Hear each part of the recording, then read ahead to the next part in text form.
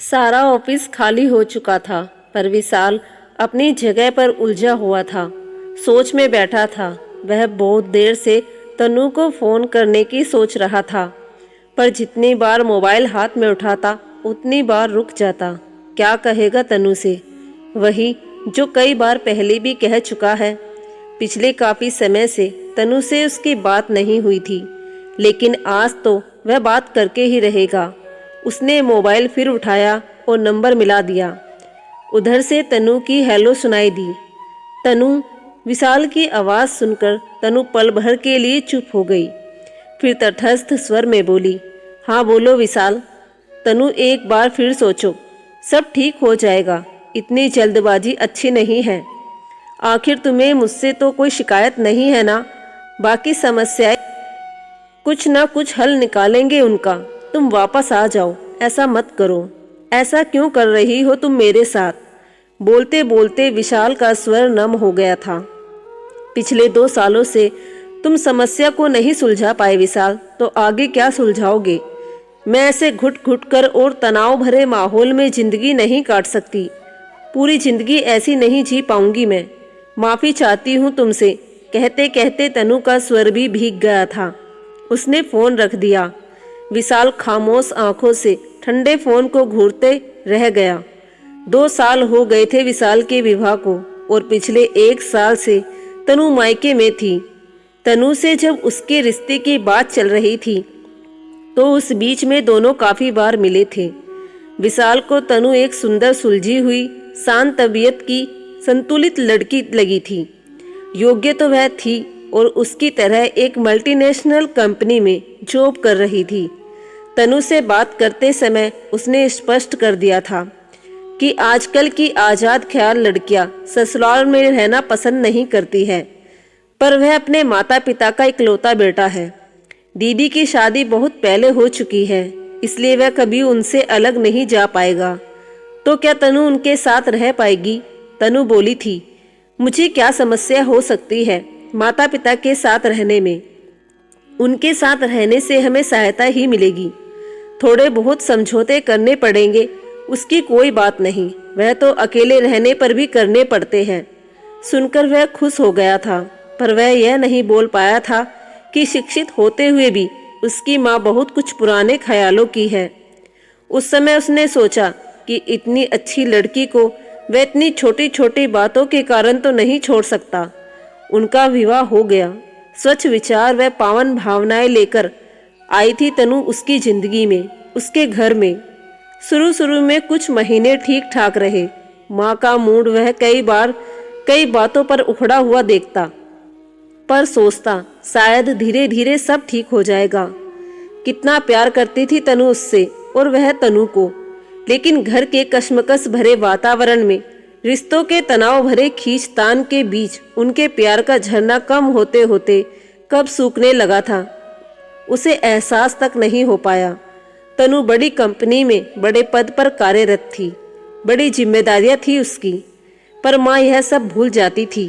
वह उससे आम घरेलू बहू वाली उम्मीद करने लग जाती थी।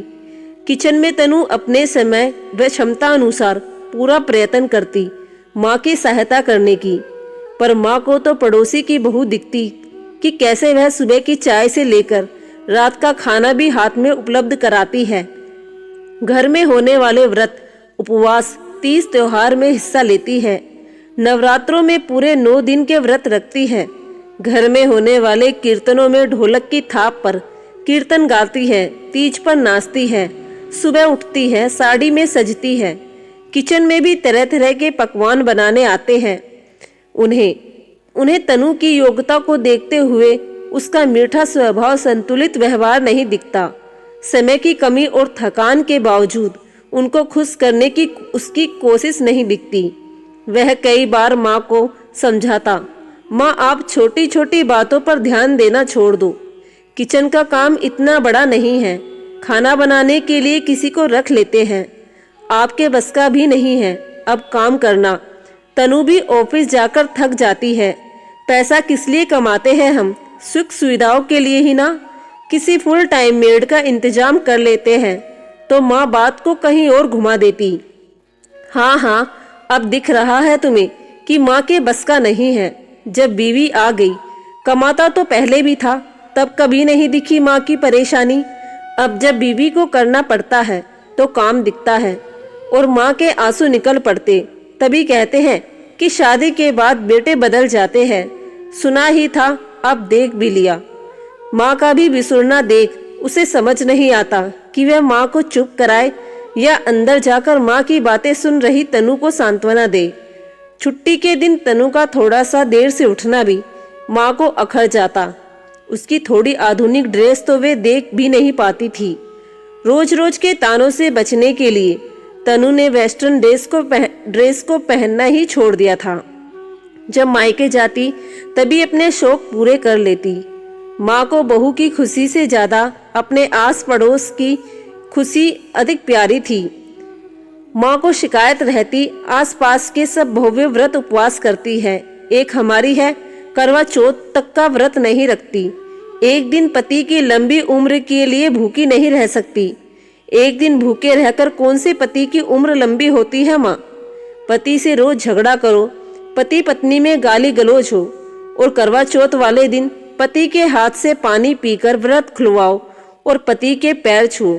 मुझे नहीं पसंद यह सब। आप इसके लिए जोर जबरदस्ती क्यों करना चाहती है तनु के साथ? यह सब ढकोसले है। करवा चौथ का व्रत आस्था से कम, शौक से ज्यादा जुड़ा है। हाँ हाँ, मैं जो इतने सालों से तेरे पापा के लिए व्रत रख रही हूँ, तो मैं भी ढकोसला कर रही हूँ। माँ का मूड उखड़ जाता। आप रखती हो तो ठीक है, यह आपकी आस्था, आपकी सोच है, पर आप इसके लिए अपनी आस्था, अपनी सोच दूसरे पर तो नहीं थोप सकती ना। माँ के निराधार तर्कों व विचारों पर वह जब तब भन्ना जाता। तनु का पक्ष लेते लेते उसके अपने माता पिता से संबंध खराब हो रहे थे। उसे आश्चर्य होता अपने पिता की चुप्पी पर कि कैसे वे माँ की हर बात पर चुप्पी साध लेते हैं। वह समझ ही नहीं पाता कि उसमें उनकी हाँ है या ना। छुट्टी के दिन यदि उनका कहीं घूमने या फिल्म देखने का प्रोग्राम बनता तो माँ ताना देना कभी ना भूलती। रोज तो नौकरी के बहाने घर से गायब रहती है मैम साहिब। छुट्टी वाले दिन पिक्चर और शेर सपाटे से फुर्सत नहीं। तनु का मूड उखड़ जाता। वह जाने के लिए मना कर देती। विशाल उसे किसी तरह मान मनोहार करके ले जाता, पर बाहर जाकर भी दोनों का मूड उखड़ा ही रहता। वह माँ से कहता, माँ तुम दूसरों से तनु की तुलना करना छोड़ दो। तनु के कार्य कुशलता, क्रियाकलापों को, उसके व्यवहार व स्वभाव को उसके योग्यता के अनुसार तोला करो, तब तुम्हें कोई शिकायत नहीं रहेगी। तुम मुझे यह सब कार्य करने के लिए कहोगी या मुझे यह सब उम्मीद करोगी तो मुझे भी कहाँ समय है यह सब करने का जो तुम तनु से उम्मीद करती हो। वैसे ही वह भी तो मेरी तरह ही व्यस्त है, तो वह यह सब कैसे कर सकती है? तुम उसका स्वभाव क्यों नहीं देखती? इतना कुछ कह देती हो उसे, पर वह कभी पलटकर जवाब नहीं देती। छोटी छोटी बातों पर ध्यान देना छोड़ दो माँ। खुश रहो, मस्त रहो, जिंदगी को खुशी से जीना सीखो। सबके जीवन की प्राथमिकता जीवन अलग होती है। तुम जिन बहुओं की बात करती हो उनके जीवन की प्राथमिकता वही है, पर तनु जैसी लड़कियों के जीवन की प्राथमिकताएं कुछ अलग होती है। उस पर अपने विचार, अपनी इच्छा मत थोपो। वे स्वभाव से तो अच्छी है, कुछ बुरा नहीं कहती, कुछ बुरा नहीं करती कभी। माँ का उपदेश सुनकर और भी उखड़ जाती। बहुत बड़ी बड़ी बातें करने लगा है, बहुत उपदेश देना सीख गया है। मैं क्या जानती नहीं किसकी सह पर कह रहा है यह सब कुछ। जब तक शादी नहीं हुई थी तब तक तो जो मैं कहती थी सब ठीक लगता था। माँ का प्रलाप शुरू होता तो तनु के आंसुओं पर जाकर ही खत्म होता। इन्हीं सब बातों से घर का वातावरण धीरे धीरे बोझिल व दम घोटू होता जा रहा था। तनावपूर्ण रिश्तों से वह हो रही कसमकस भरी दिनचर्या उनके खुद के रिश्तों का रस भी सोखने लगी थी। दोनों के बीच प्यार की बातें कम, दूसरे विषयों पर चर्चा ज्यादा होने लगी थी। अक्सर चुप रहने वाली तनु अब उससे कभी कभी प्रतिवाद करने लगी थी, तर्क करने लगी थी, और एक दिन उसकी सहन शक्ति जवाब दे गई। यह रोज रोज की चर्चा मुझसे बर्दाश्त नहीं होती विशाल। ऑफिस से थक कर आओ और घर में आकर यह सब सुनो। किचन में माँ की मदद के लिए जाना चाहती हूँ तो उनके रूप से भी डर लगता है। मैं भी कब तक चुप रहूं? एक ही काम तो नहीं है मेरा। एक छुट्टी के दिन भी ना शरीर को आराम, ना दिल दिमाग को। या तो तुम माँ को समझाओ या फिर अलग रहने की व्यवस्था करो।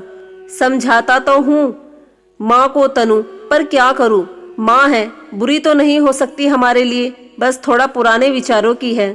तुम उनकी बातों पर ध्यान मत दिया करो। कितने दिन ध्यान न दूं विशाल? आखिर बातें जब कानों में पड़ती है तो दिल में भी उतरती है, दिमाग में भी बसती है। कितनी बार नजरअंदाज करूं?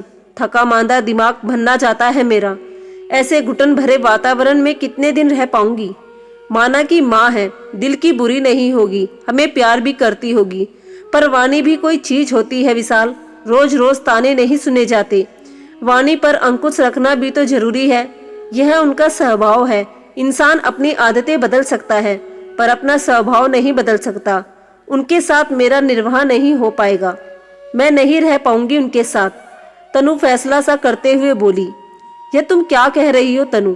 मैंने तुम्हें पहले ही इस बारे में स्पष्ट बता दिया था कि मैं इकलौता बेटा हूँ। मैं माँ बाप से अलग नहीं हो पाऊंगा। तब तुमने यह नहीं बताया था कि उनका बोलना इतना बुरा है। दूसरी बातों के साथ, आदतों के साथ, दिनचर्या के साथ सामंजस्य बैठाया जा सकता है, पर बुरा बोलने वालों के साथ सामंजस्य बैठाना बहुत मुश्किल होता है विशाल। प्यार के दो मीठे बोल, प्रशंसा के दो बोल नहीं है उनके पास। हर समय कोई बुराई कैसे सुनता रहे?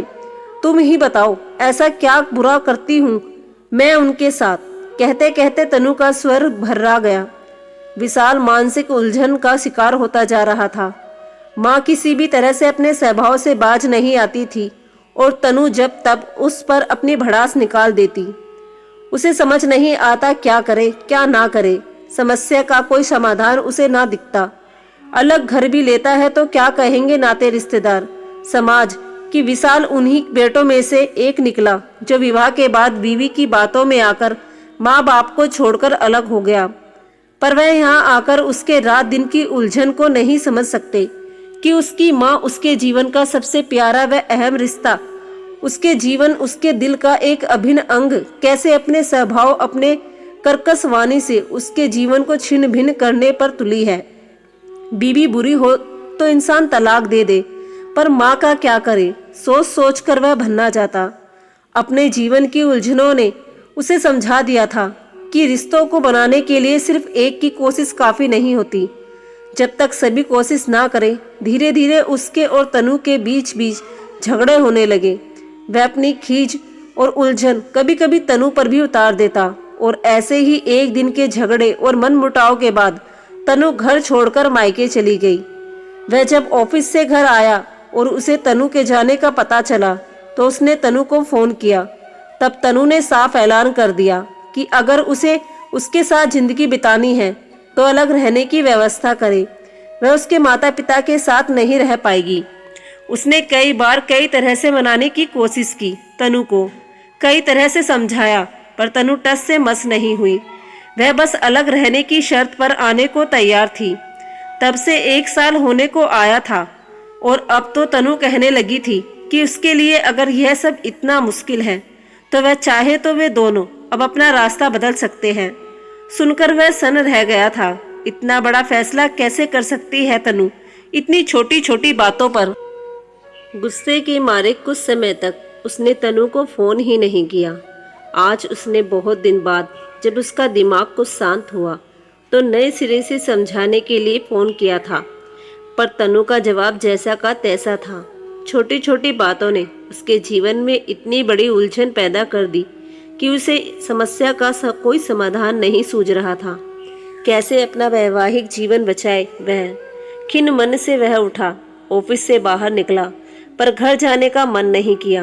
कुछ सोचकर अपने दोस्त सोमेश के घर चला गया। सोमेश उसकी उलझनों को अच्छी तरह से समझता था। मतलब कि तनु अलग रहने की सिवा किसी भी सूरत में वापस आने को तैयार नहीं है। चाय का कप मेज पर रखता हुआ सोमेश बोला, आएगी भी कैसे सोमेश? माँ का रवैया वही है, वह कुछ भी समझने को तैयार नहीं है। समस्याएं वही है, कुछ भी तो नहीं बदला। फिर से सब कुछ वही होगा। माँ के ताने, माँ का बोलना, माँ का स्वभाव अपनी वाणी पर जरा भी अंकुश नहीं रख पाती वे। माँ के विचारों से पार पाना तनु के लिए आसान नहीं। एक बात कहूँ विशाल? विशाल ने अपने प्रश्नवाचक दृष्टि उसके चेहरे पर तान दी। तो फिलहाल तनु की बात मान क्यों नहीं लेता? ज्यादा दूर मत जा, बस जहां तक तनु को माँ के ताने सुनाई ना दे। वह हंसता हुआ बोला है, इतनी दूरी पर किराए का घर देख ले, फिलहाल अपना घर तो बचा तू। और तनु साथ रहोगे, पास रहोगे तो एक दूसरे के प्यार में बंधकर समस्या का हल भी निकाल लोगे। यो दूर रहकर तो समस्या और भी विकराल हो जाएगी। दूर रहकर तो तुम दोनों के रिश्ते भी नकारात्मक हो रहे हैं। और वैसे भी तुम जबरदस्ती तो तनु को साथ रखने में के लिए बाध्य नहीं कर सकते। यह सब अपनी मर्जी से हो और उन दोनों के रिश्ते खुद सुधरे, तभी साथ रहने में शांति है विशाल। नहीं तो क्या फायदा ऐसे साथ रहने में। लेकिन लोग क्या कहेंगे सोमेश? रिश्तेदार, समाज, माता पिता दुखी होंगे, सो अलग। विशाल उलझन में बोला, तू भी वही बात करने लगा। तुझे सबकी चिंता है या अपना घर बचाने की? पहले एक सीढ़ी तो चढ़, अगली सीढ़ी की बाद में सोचना। तू माता पिता को कोई छोड़ना थोड़ी रहा है, बस उनसे थोड़ी दूर पर रहेगा। उनकी एक पुकार पर उनके पास पहुंच जाएगा। बात कुछ विशाल की समझ में आ गई। दूसरे दिन वह तनु से मिलने उसके ऑफिस में चला गया। तनु को इस बात पर क्या एतराज हो सकता था? विशाल ने थोड़ी दूरी पर किराए का घर देखा और एडवांस दे दिया। अब बात माँ बाप को बताने की थी। जैसे कि उम्मीद थी, सुनते ही माँ ने तूफान मचा दिया। मैं क्या समझ रही थी? उसके शुरू से ही लक्षण ऐसे दिख रहे थे। बड़ों की बातें समझने और मानने के बजाय बुरा मानकर मायके जा बैठी। वह तो मैं समझ रही थी कि बेटे को माँ बाप से अलग करके मानेगी, पागल कहीं की। और तू भी कपूत निकला, जो बीवी की बातों में आकर माँ बाप को छोड़ने पर राजी हो गया। तुझे शर्म नहीं आई ये सब कहने में? इसलिए औलाद को बड़ा करते हैं माँ बाप। माँ के मुंह में जो आ रहा था वह बोल रही थी। विशाल के दिल में भी बहुत कुछ आ रहा था, पर इस समय माँ के साथ तर्क करना व्यर्थ था और वह चाहता भी नहीं था। वह जानता था उसके माता पिता का दिल उसके इस निर्णय से बहुत दुखी हुआ होगा, पर इसके पीछे उन्हें अपनी खामियां नजर नहीं आई होगी। पिता ने इस बार भी कुछ ना बोलकर भी अपने हाव भाव से अपनी पूरी नाराजगी जाहिर कर दी। किसी तरह मन मजबूत कर वह अपने इरादे पर कायम रहा और तनु को लेकर अलग गृहस्थी बसा ली। घर से वह कोई सामान लेकर नहीं गया। थोड़ा बहुत सामान बाजार से खरीदा। कुछ फर्नीचर मकान मालिक का था। कुल मिलाकर उनकी गृहस्थी सुचारू रूप से चलने लगी। उसकी रोज की दिनचर्या थी, वह ऑफिस से आकर पहले रोज माँ पापा के पास जाता, वहाँ चाय पीता, फिर अपने घर चला जाता। शुरू में तनु कुछ नाराजगी, कुछ डर के कारण नहीं गई। फिर धीरे धीरे उसने भी जाना शुरू कर दिया। विशाल के साथ छुट्टी के दिन या रविवार को वह भी माँ पापा के पास चली जाती। ससुर जी का मूड तो कुछ दिखाने के लिए सही हो गया, पर सास का मूड उसे देखकर उखड़ा ही रहता। अभी उन्हें घर से अलग हुए 2 महीने भी नहीं हुए थे कि एक दिन वह सुबह ऑफिस जाने के लिए तैयार हो रहे थे कि विशाल का मोबाइल बज उठा। पापा का फोन था। वे घबराए स्वर में बोल रहे थे। पापा बोल रहे थे कि माँ का एक्सीडेंट हो गया है, जल्दी से घर आ जाओ। हम अभी आते हैं पापा, कहकर दोनों घबराए हुए दोनों जैसे तैसे घर की तरफ दौड़े। माँ को उठाकर अस्पताल ले गए। उनका एक्सरे हुआ तो पता चला पैर मुड़ने से, पैर के बल गिरने से पैर में फ्रैक्चर हो गया है। प्लास्टर चढ़ गया। 45 दिन का प्लास्टर था। डॉक्टर ने शुरू में तो पूर्ण आराम की सलाह दी थी, यहाँ तक कि बाथरूम तक व्हील चेयर से ही ले जाना। सब कुछ करा कर जब माँ को लेकर विशाल और तनु घर पहुँचे तो काफ़ी देर हो गई थी। तनु ने ही सबके लिए थकने के बावजूद जैसे तैसे खाना बनाया। उस रात दोनों वहीं रुक गए। रात को दोनों सोच में पड़ गए। अब पिता के बस का नहीं था माँ की देखभाल करना। मैं तो एकदम से छुट्टी भी नहीं ले सकता। कल से रिव्यू है, दिल्ली से बॉस लोग आ रहे हैं। अगले कुछ दिन में बहुत व्यस्त रहूँगा। इतने दिन से तैयारी कर रहा था, विशाल लाचारी और उलझन में बोला। ऐसा करते हैं विशाल। विशाल को सोच व उलझन में पड़े देखकर तनु बोली, मेरी काफ़ी छुट्टियां बाकी है। कल से मैं फ़िलहाल 15 दिन की छुट्टी ले लेती हूँ। तब तक तुम्हारे रिव्यू ख़त्म हो जाएंगे। तब तुम छुट्टी लेने की कोशिश करना। उसके बाद दीदी को पूछ लो, यदि हफ्ते भर के लिए भी आ सकती है तो फिर मैं दोबारा कोशिश करूँगी छुट्टी लेने की। विशाल चौंक कर तनु की तरफ देखा। उसके चेहरे पर माँ की परेशानी से उपजे चिंता के भाव थे। वह मुग्ध भाव से तनु को देखता रह गया कि पता नहीं माँ तनु को क्यों नहीं समझ पाती। माँ तनु की पीढ़ी की बहू को भी अपने जमाने की सासों के चश्मे से देखती है और उनकी तुलना अपने जमाने की बहू से करती है। लेकिन तब से अब तक जमाने में, समाज में, शिक्षा में, लड़कियों के पालन पोषण में बहुत परिवर्तन आ चुका है। इस बात पर बिल्कुल विचार करना नहीं चाहती। इस घोर परेशानी व उलझन के समय में तनु के सहयोग से उसका दिल भर आया था। माँ ने क्या कुछ नहीं कहा था तनु को, पर प्रत्यक्ष में बोला, ठीक है, पर तुम्हें छुट्टी लेने में दिक्कत तो नहीं होगी? नहीं, मिल जाएगी। जरूरत पर नहीं मिलेगी तो किस काम की है छुट्टियाँ? रात में वह निश्चित होकर सो पाया। तनु ने छुट्टियाँ लेकर पूर्ण तनमन से माँ की देखभाल की। चूँकि यह शुरू का समय था, इसलिए ज़्यादा कष्टपूर्ण व नाजुक था। देखभाल की ज़्यादा जरूरत थी। तनु के निश्चिंत देखभाल से माँ का मन बार बार पिघलने को होता। हालांकि वे उन विचारों की अधिक थी जिनमें वह बहू का प्यार कम, उसका फर्ज ज़्यादा समझती थी। 15 दिन बाद तनु ऑफिस चली गई और विशाल ने छुट्टियाँ ले ली। विशाल की छुट्टियाँ खत्म हुई तो 1 हफ्ते के लिए दीदी माँ के देखभाल के लिए आ गई। दीदी गई तो तनु ने कुछ दिन की छुट्टियाँ दोबारा ले ली। माँ अब काफ़ी ठीक हो गई थी। सहारे से बाथरूम जाने लगी थी। तनु पूरी देखभाल कर रही थी। धीरे धीरे माँ पूरी तरह ठीक हो गई।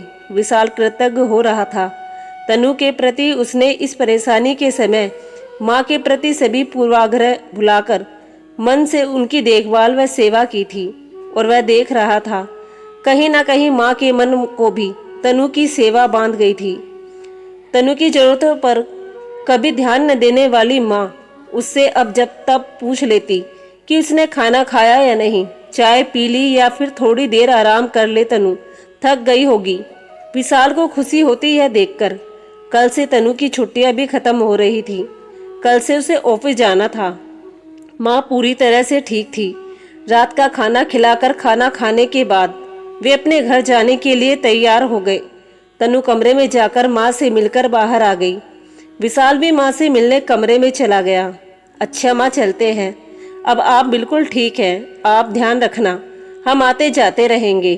तनु की भी काफ़ी छुट्टियाँ हो गई है। कल से वह भी ऑफिस जाएगी। हाँ बेटा, बहुत सेवा की तनु ने मेरी। माँ का स्वर कुछ कुछ पश्चाताप से भरा था। तनु को समझने में शायद भूल कर दी मैंने। कोई बात नहीं माँ, वह संतुष्ट होता हुआ बोला। आप समझ गई, यह हमारे लिए काफ़ी है और माता पिता की सेवा व देखभाल करना तो हमारा फर्ज है। आपको जब भी जरूरत होगी हम आपके पास होंगे। माँ वह भीगे स्वर में बोला। माँ की आंखों में भी नमी तैर गई। विशाल तनु अब वापस आ जाओ बेटा। क्यों लग जा रहे हो? रहने। जहाँ 2 बर्तन हो गए तो थोड़े बहुत तो बचेंगे ही, पर इसका मतलब यह तो नहीं कि मैं तुम लोगों से प्यार नहीं करती। बड़ों की बातों का इतना भी क्या बुरा मानना। माँ का स्वर कातर हो गया था। ओह माँ, वह माँ को गले लगाता हुआ बोला। आप इतनी भाव क्यों हो रही हैं? आपके ही तो बच्चे हैं हम, दूर थोड़ी ना गए हैं आपसे, जरा सी दूरी पर ही तो है। वह धीरे धीरे माँ की पीठ सहलाने लगा।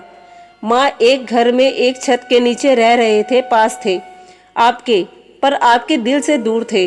जब थोड़ा दूर है तो दिल के पास है। पास रहकर दूर रहने से दूर रहकर पास रहना ज़्यादा अच्छा है माँ। मुझे उम्मीद है आप मेरी बात समझ रही होंगी। वह माँ से अलग होता हुआ बोला। साथ रहकर थोड़े दिन बाद फिर वही सब शुरू हो, वही दमघोटू वातावरण, वही रिश्तों की खींचातानी। बहुत मुश्किल होती है माँ मुझे। तनु के लिए भी यह सब मुश्किल है, नौकरी के साथ झेलना। मैं अब तनु के ऊपर अपनी कोई सोच लादना नहीं चाहता। अपने और तनु के रिश्ते को थोड़ा और समय दो, हो जाने दो इस रिश्ते को परिपक्व, बदल जाने दो अपने खुद के विचारों को। आप जैसे आपको तनु पर विश्वास हो गया, वैसे ही तनु का विश्वास भी हो जाने दो आप पर। जब तक तनु मुझे स्वयं घर लौटने के लिए नहीं कहेगी, तब तक मैं यह कदम नहीं उठाऊंगा। और तब तक आप भी इंतजार करो माँ। आपके रिश्ते पर विश्वास हो जाएगा, वही खुद ही वापस आ जाएगी। मेरे लिए तो दोनों रिश्ते प्रिय हैं माँ। मैं तो चाहूँगा कि आप और तनु के बीच प्यार और प्यार भरा रिश्ता विकसित हो। जैसे तनु ने आपका दिल जीता, आपका उस पर विश्वास लौटा, वैसे तनु का विश्वास भी लौट आएगा आप पर। मुझे पूरा भरोसा है, तभी साथ रहने का मजा है माँ। कहकर वह उठ खड़ा हुआ। विशाल पीछे मुड़ा तो पापा खड़े थे। आज पहली बार उसे पापा के चेहरे पर अपनी कही बात पर सहमति के भाव नजर आए। उन्होंने बेहद अपनेपन व बेहद भरोसे से उसका कंधा थपथपा दिया।